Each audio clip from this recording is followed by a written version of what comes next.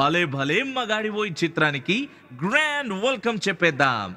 అల్లువారి తనయులు ఎస్ super hits film maker. ఆయన ప్రతి సినిమా మనందరికీ పసందు. అతనే అల్లు అరవింద్ గారు. Can we have you on stage please sir? So please welcome out the stage.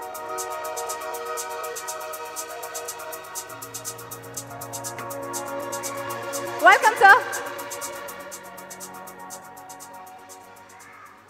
అంటే ఇక్కడ నేను ఏం చేయాలో వీళ్ళు చెప్తున్నారు, ఏం చేయాలో ఆ మాత్రం తెలుసుకోకుండా ఇక్కడికి వచ్చి ఉంటానా వీళ్ళ పిచ్చి కానీ.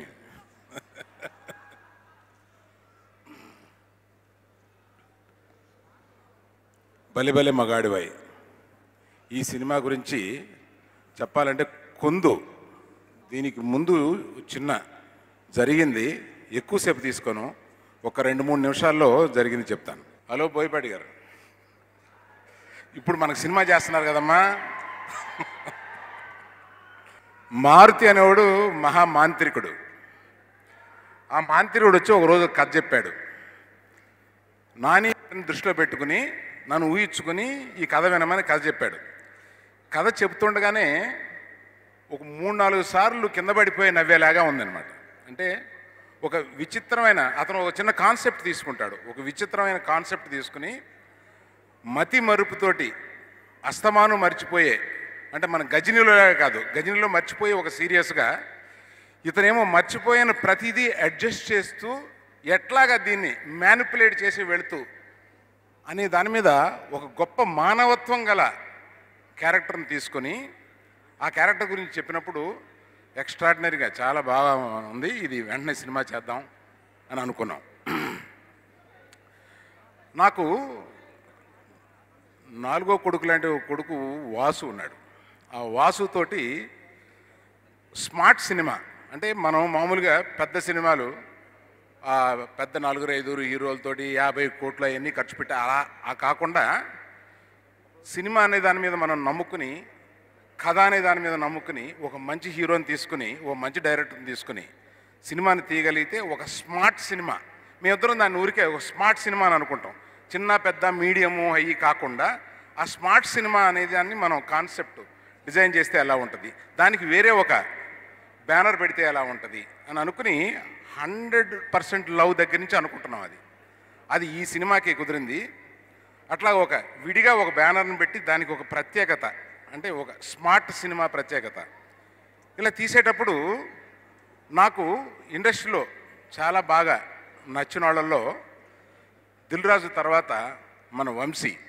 అంటే ఎందువల్ల అంటున్నానంటే, వంశీ నాకన్నా చాలా చిన్నోడు, కుర్రోడు, మన వాసు వయసు ఉన్నవాడు. కానీ ఇవాళ 2 రకాల నిర్మాతలు ఉన్నారు. అంటే ఒక పెద్ద ప్రొడ్యూసరు, ఒక పెద్ద హీరో, ఒక పెద్ద డైరెక్టరు ఆ కాంబినేషన్ తీసుకుని ఆ కాంబినేషన్లో ఒక సినిమా చేసి దాన్ని ఎన్కాష్ చేసుకోవడం, ఇది ఒక పద్ధతి. నేనేమి దాన్ని తప్పు పట్టడం లేదు, ఇది ఒక వర్గం, అలా చేస్తూ ఉంటారు కొంతమంది పెద్దదైనా చిన్నదైనా సినిమాని తీసి దాన్ని రిలీజ్ చేసి వాళ్ళే రిలీజ్ చేసి ఆ సినిమాకి సిన్సియర్గా నమ్ముకుని నిలబడే మనుషుల్లో నేను ఇవాళ చూసిన కొద్ది మందిలో మన వంశీ వాళ్ళ బ్రదరు, వాళ్ళిద్దరూ అటువంటి సిన్సియర్ మనుషులతోటి కలిసి ఈ ప్రయాణం చేస్తే బాగుంటుంది అని చెప్పి అనుకుని GA2 అనే సంస్థని స్థాపించి అది యూవీ క్రియేషన్స్తో కలిసి ఈ సినిమాని తీసాం. దీనికి ఉన్న బ్యాక్గ్రౌండ్ కథ అది. ఈ బ్యాక్గ్రౌండ్ కథతోటి మీరు ఎంత గొప్ప సినిమా చూడబోతున్నారు, ఎంత నవ్వు వచ్చే సినిమా చూడబోతున్నారు, ఇవన్నీ మీకే తెలుస్తాయి, మీరు ట్రైలర్స్ చూస్తూ ఉంటారు. ఇప్పుడు నేను వంశీ యూవీ క్రియేషన్స్ అతన్ని ఆహ్వానించే బాధ్యత నా మీద పెట్టారు. వంశీ ఎక్కడున్నావు?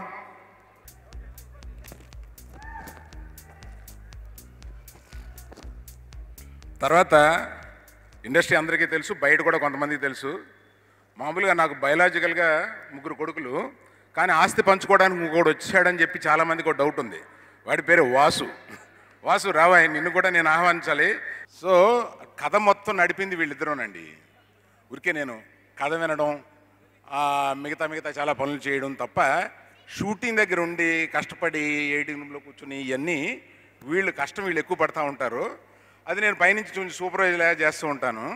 అందులో మారుతి తెలుసు కదా, అతనే చాకరీ అతనే ఎక్కువ చేసుకుంటూ ఉంటాడు. మారుతి, ఈ సందర్భంలో నిన్ను పిలవకపోతే బాగోదయా, హీరోని వాళ్ళని తర్వాత పిలుద్దాం. కానీ నాకు ఇక్కడ వరకు నడపమని చెప్పారయ్యా, నాకు దీని తర్వాత ఎలా నడపాలని నాకు చెప్పలేదు. కనుక వంశీ నువ్వు మాట్లాడతావా? అసలు నువ్వు వంశీ చాలా తక్కువ మాట్లాడతాడు జనరల్గా. వాసు నువ్వు మాట్లాడతావా? ఓ వంశీ మాట్లాడకుండా తను మాట్లాడితే బాగోదు. వీళ్ళిద్దరూ మర్చిపోయానండి చెప్పటం. వీళ్ళిద్దరూ ఒక 10 yearsగా పార్ట్నర్స్. వీళ్ళు డిస్ట్రిబ్యూషన్ సినిమాలు ఇవన్నీ చేశారండి. చాలా సినిమాలు డిస్ట్రిబ్యూషన్ చేసి డిస్ట్రిబ్యూషన్లో చాలా పోగొట్టుకుంటారు. కానీ వీళ్ళిద్దరు దొంగలు చాలా సంపాదించారు.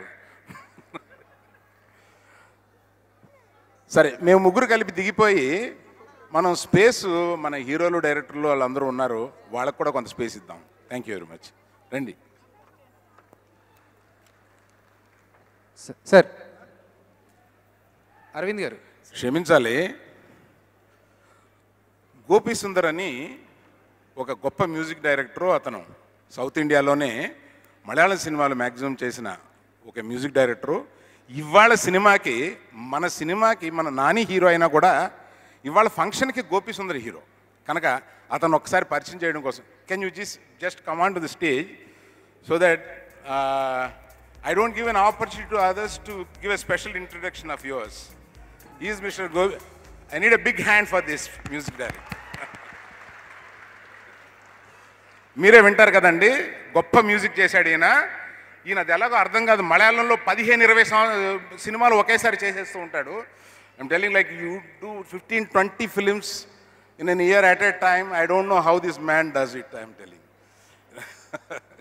Anyhow, I like to just you say a few words. After that you will have one more opportunity to say more words. Please carry. Hi to everybody. So this is my second film going to release, my first second audio launch. First you listen to my tune. If you like it, give me some claps. That's enough. Thank you so much. అమ్మా మీరు hand over చేసుకోండి అమ్మా. Sir మీతో ఒక మాట. Okay sir. Arvind sir.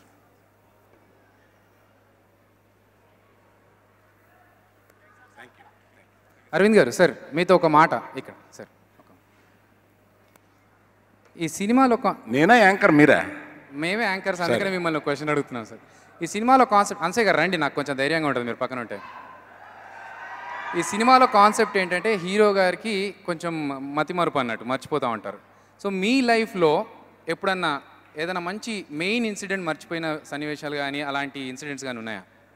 అంటే చాలా దారుణమైన ఇన్సిడెంట్ ఉంది, అది చెబితే అంత బాగోదేమో.